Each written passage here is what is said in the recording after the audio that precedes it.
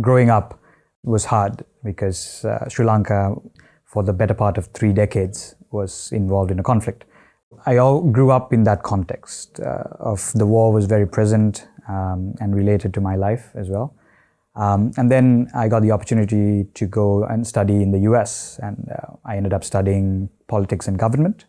But at the same time, I realized that I didn't quite understand the on-the-ground realities related to the conflict. I mean, even though my father was part of the army. So that's when I realized I needed to be there myself on the ground and kind of understand what is the true scenario in post-conflict Sri Lanka. What do the people really, talk about? What are their stories?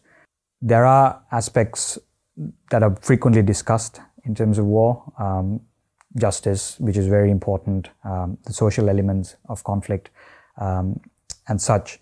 But sometimes the economic angle of how people can rebuild their lives is not talked as much, maybe. So I realized, but they had immediate needs in terms of either building a livelihood, getting a job, or starting their own business.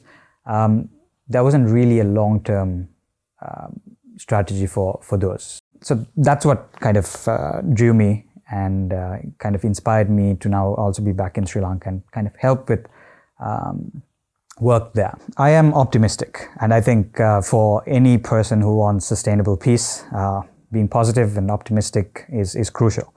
So the biggest lesson for me would be when we're offering solutions for sustainable peace, it would be unwise for us to do that without understanding deeply the situation on the ground.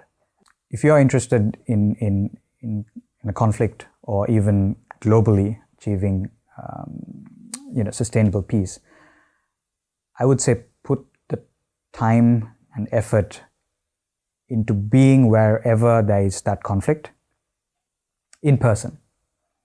And being there itself, having those discussions, building trust with those people and understanding where they are coming from.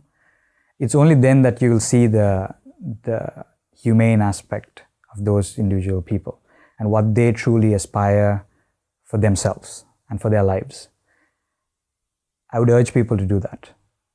Because if not, if you are prescribing solutions from a distance, it might not really relate. And you might miss your opportunity of achieving that sustainable peace. So I would say, listen with all of your heart to what those people are saying. Understand what they're saying with all of your mind, and then offer a solution with all of your intellect.